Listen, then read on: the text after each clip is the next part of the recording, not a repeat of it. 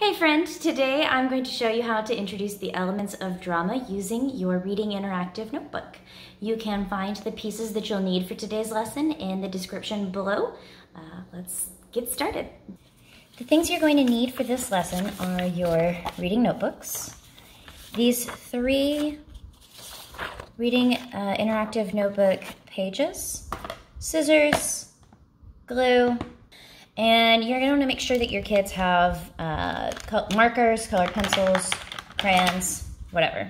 Okay, so start by setting this one aside, and we're going to cut out the outline of this page just on this rectangle. Don't cut any dotted lines and don't cut any of these yet.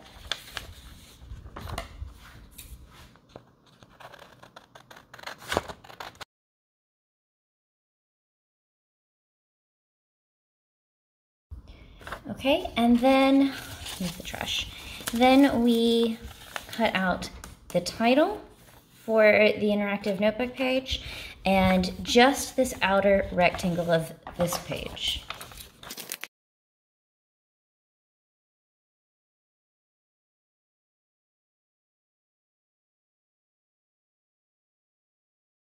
Okay. We're going to start by gluing the title of the interactive notebook page to the top here. You want to put this on the left side because the right page is going to be where we glue in the example drama to help us identify the different elements. Then you're going to take the larger piece and you're just going to fold on these dotted lines. Do not cut on the dotted line. Just fold that in. We're not going to cut any of these yet. We're going to keep that as one big piece to make it easier to manipulate for the moment. And then we'll put glue on the back of this and glue it in just like that. Okay, now that that's glued in, open up the flaps, and we're going to glue this entire piece as one piece into the center of that first piece. It's just neatly like that. Okay, now we can go in with our scissors and cut just on these short lines to make flaps for each of the elements.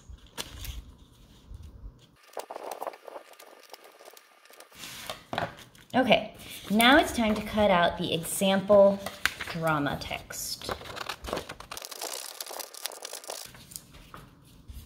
Okay, and we'll glue that in right here. Okay, now it's time to start color coding. I like using markers or crayons, colored pencils to color code because I think it helps the kids remember and sort the information that we're giving them. So start out with the drama. You'll outline this little piece here. Doesn't need to be perfect, it's not a work of art. Then we open it up. A drama is a literary work written in a play format or script. It includes dialogue and stage directions and is meant to be performed. So I want to go ahead and underline these pieces with the students. That way they're understanding and picking out the important parts. Then we take a look over at our drama. So this entire piece here is the script. Not the entire script. I only did a small piece, but we'll put script here to help us know this is all script. Okay, this whole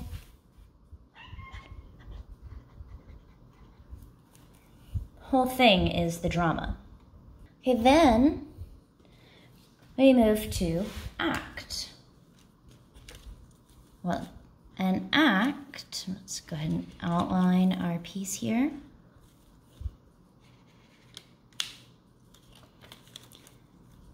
These are the main sections of a drama. They can be made of several scenes, and they're kind of like chapters in a book. You can see in our example here, where it says Act 1, this is like the chapter title of the drama. Okay, each act is broken up into smaller sections called scenes.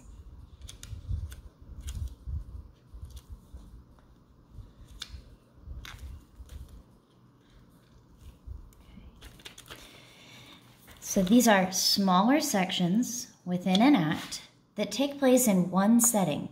Scenes change when the setting changes. So when we look over here at our drama, we have scene 1, and the piece that tells us about the setting is usually right below the scene. So Hare is bragging to the animals in a clearing in the forest on a hot summer afternoon. That tells us the setting for the scene. Dramas, just like fictional texts, have characters.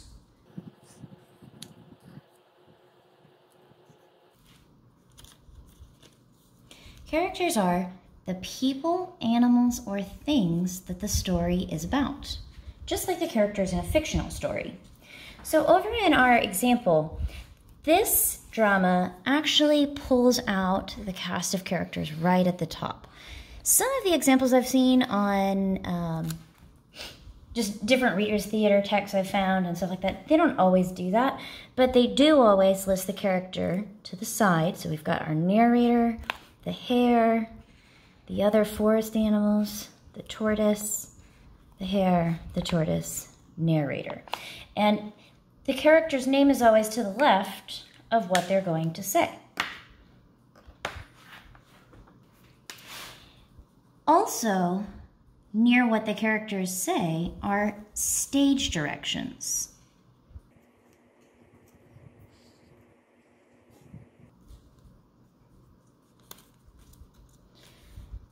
Stage directions are directions that tell the actors what to do. These words are not meant to be spoken aloud. We don't say that out loud when we perform the drama, and they're often italicized.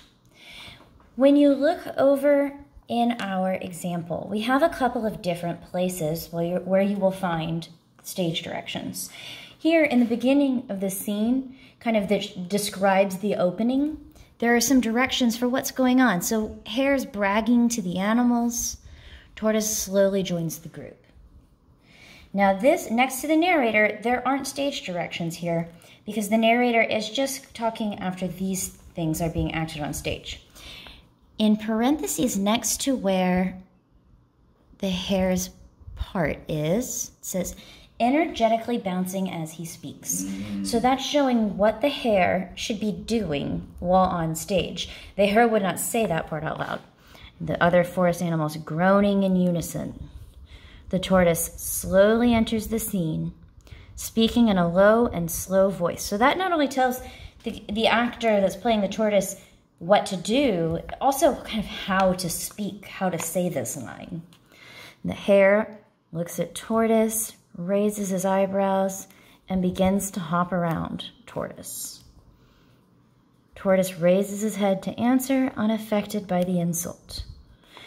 And then, when the narrator's speaking, all the forest animals gathered around as Hare fiddled with his stopwatch. The next element is the dialogue, the actual speaking parts.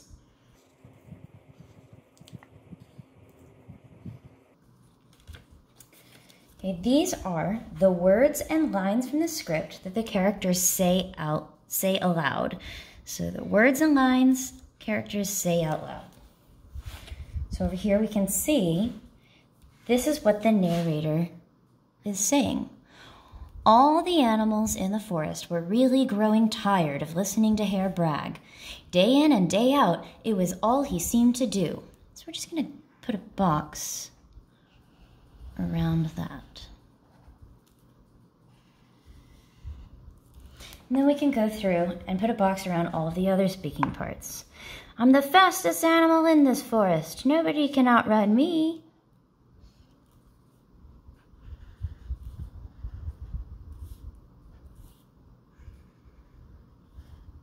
At this point, you can probably have your students try to find these things on their own or with partners.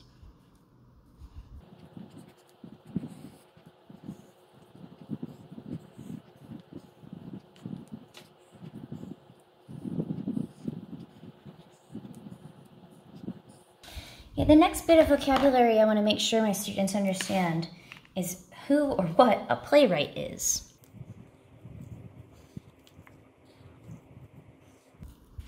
And the playwright is just the author. But I always like to make sure that my students know all of the words that basically mean author for the different genres. So here, this play was adapted by Laura Hynen. These next pieces of vocabulary are more things that you would see outside of the script. There is one slight exception to that, which is props. They could be mentioned in the stage directions, but the props themselves are actually objects that are used on stage to help tell the story. So I tell the students, these are the things that actors are holding and carrying, and you won't find that listed here, except for in this stage direction, Rabbit is playing, their hair is playing with his stopwatch. So since that's mentioned, I'll go ahead and point that out, that could be a possible prop. Okay, and then actors.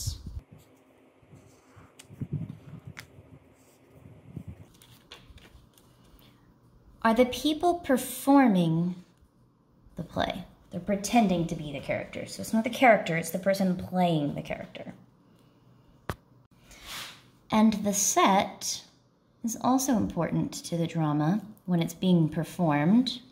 You won't find it actually on the script. However, it will give you some hints as to what the set should be. But the set is the scenery, the background, and furniture used on stage to help show the setting of the play. Once you go through and identify all of the elements of drama in the example, a good activity is to have your students actually finish out this example. I stopped right before the race. So your students can then use all of these elements, apply them in their own writing, and continue the drama on the next page. These interactive notebook pages, along with some additional lesson ideas and a book list for your drama unit, can be found in the product linked below in the description. I hope your drama unit goes well. I'd love to hear how it goes.